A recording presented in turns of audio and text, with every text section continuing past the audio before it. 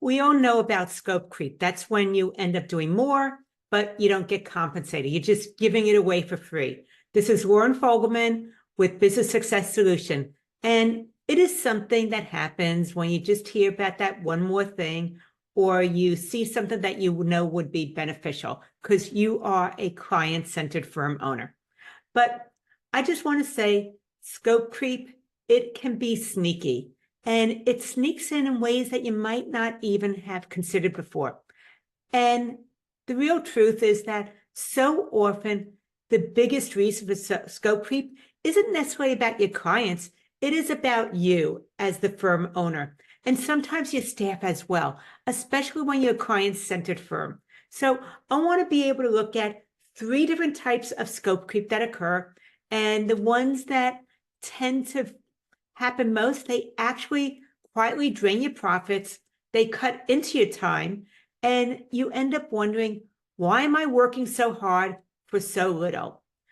So we want to be able to look at what's going on, have some awareness, and be able to hopefully stop it before it gets too much out of control, or if it's already out of control, how to start to wrangle it back in. So the very first type of scope creep we want to look at is the self-initiated scope creep. It might be by you, it might be by someone on your team. And so often when that happens, you don't even realizing it.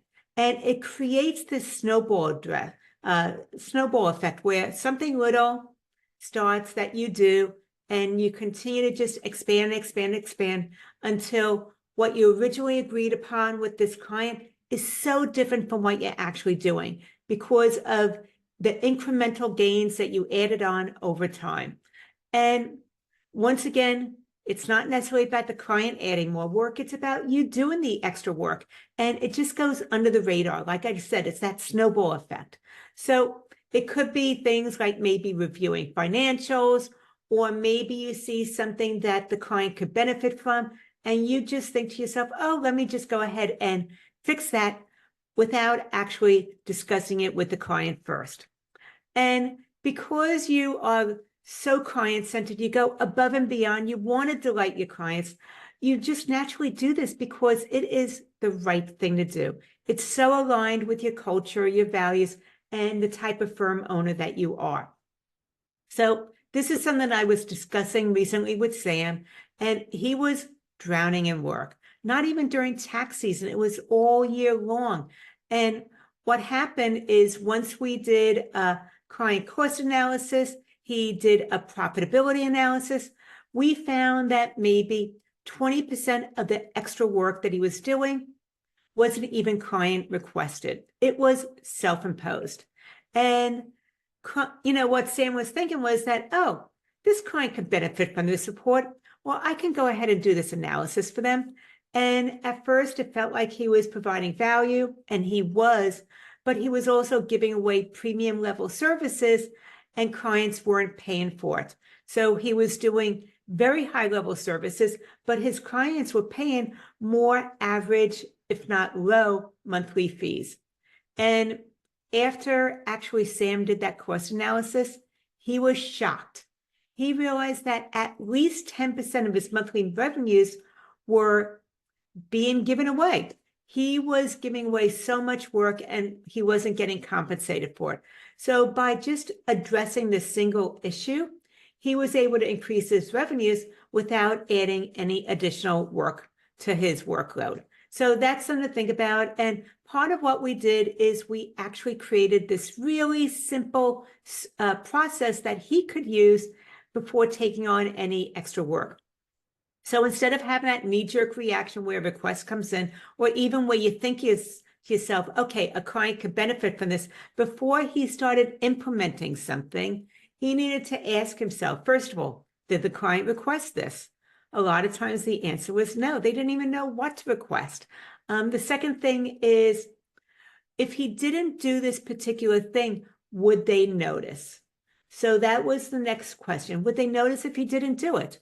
And the last question that he asked himself, am I maybe giving away something that ought to be part of a higher level package or a premium service? So once again, did the client request this? If I didn't do it, would they notice? Am I actually giving away something that ought to be part of a premium service or a higher package? And once again, it wasn't about doing less. It was more about getting paid for what he was already doing. So that's the very first type, is the self-imposed scope creep, as a firm owner or someone on your team is doing that. The next type is the client initiated. This one's so much more common. And okay, what we are looking at now is when that client reaches out and says, can you do this for me? Or maybe they are pressuring you, pushing you for extra work, saying, isn't that included? And what happens is that a lot of times a client starts out with that very basic bookkeeping package and they start wanting tax advice. Or possibly someone emails you with that quick question, but that quick question requires 45 minutes of research. And another option is that clients, they just assume that they're paying you a monthly fee. It is all inclusive because you never set the expectations that it might have been otherwise. So those are some of the reasons that this starts to happen from the client side. And maybe think about, who is one of those long-term clients that you've had from right from the beginning when you started your firm? They're still with you, and this particular person has special requests, or they want things done a specific way that is very unique to that particular client and isn't something that applies to all your other clients. And once again, it's that snowball effect. It starts out really, really small, but then the requests start to add up over time. And oh, maybe you realize that what started out with someone being very basic, there were now a couple requests. All of a sudden, this client is calling you all the time regarding financial decisions and insights. They have a lot of questions about their financials because they've grown, but your scope of work has never adjusted. And because of that, you're now offering CFO level advisory services for low package bookkeeping rates that are actually even lower than your current rates that you're charging new clients coming in. So we need to fix this. The main thing is, and I know that this might sound difficult, but it's about setting some boundaries and reinforcing them as necessary. So when a client reaches out to you, they have a simple request. They want you to do something without having to pay for the additional service. You want to say, I'd love to help. Right now, that service isn't included in your current plan or package, but I can absolutely provide that. And this would be the investment for it. Would you like me to send over the details? Or you can say, I'd love to help. Right now, that's not something we're currently doing for you. Let's meet to discuss what it is that you want and what the investment would be in order to be able to do that. When would you like to set up a meeting? So those are two different things you could easily say to someone, whether it's in an email or actually in a conversation when you get those out of scope requests. And it's a way to be able to do it that's still client-centered, where you are professional, but you're not immediately saying yes, and you're letting them know that this is the next step in your process. So once again, it's not about saying no. It's not about saying yes immediately either. It's about having a way to structure this properly. And I just want to say, if you find that this happens over and over and over again, then it might be time for you to review your client agreements and make sure that they were clearly defined with what is included as well as what isn't included. And also, if they're asking for things that are outside the scope, then what is the process you have in place to address those? And yes, you can apply this with your long-term legacy clients as well. You've always done it one way, but now you're doing things a little bit differently. Okay, so we looked at the self-initiated things that you start doing to expand the scope that weren't even requested.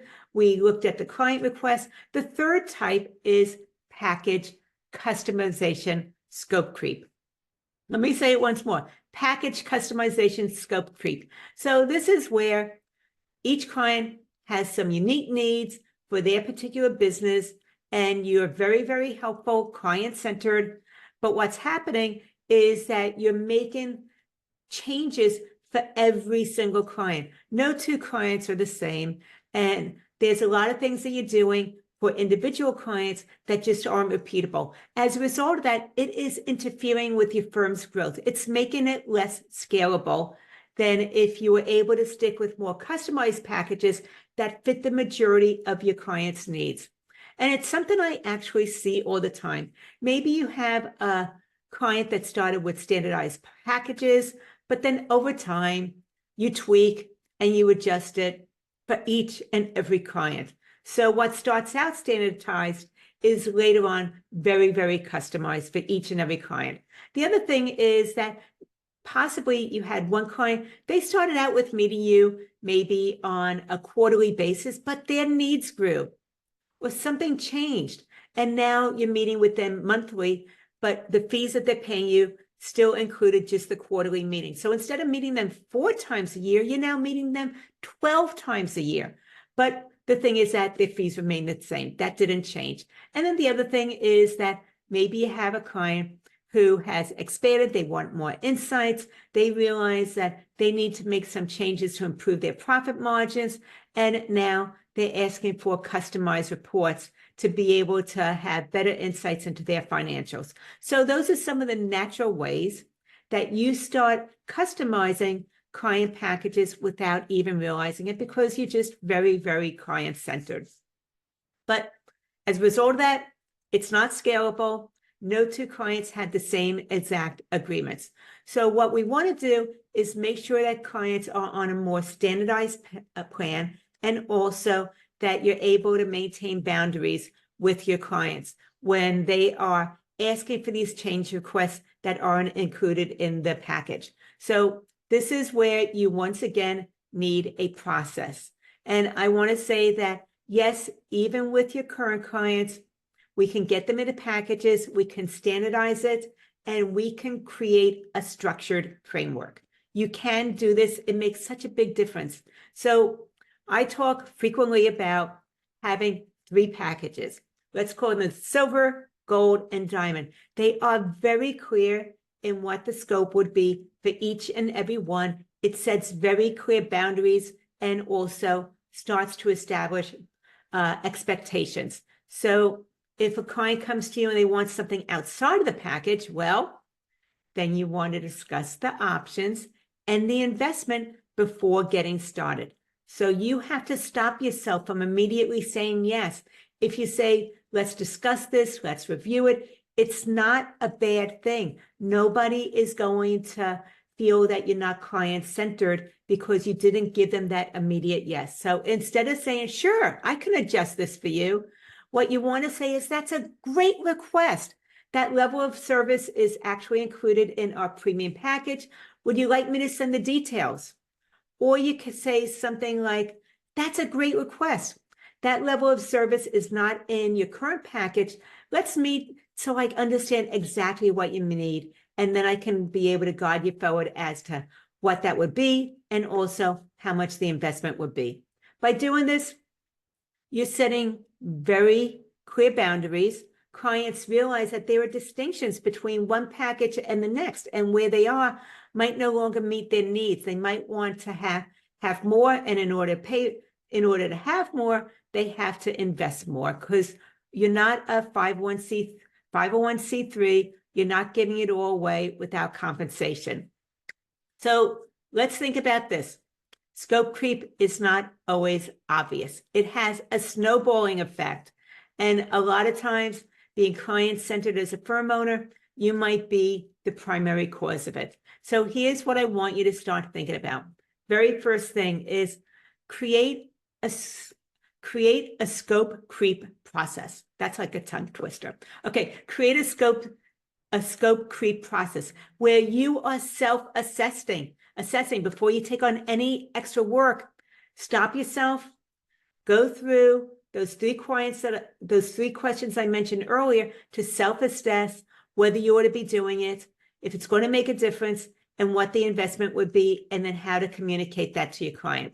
Now, with number 2, if you have clients who are pushing for more work, but they don't want to pay for it, they're not used to paying for that, come up with the right words in a very client-centered way to be able to redirect them that you need to discuss this to understand what it is that they want and what that would mean moving forward and what that investment would be. So you want to be able to make sure you have the exact language in order to be able to respond to it without being caught off guard or going back to your old behavior of immediately saying yes. So you're doing more work without compensation.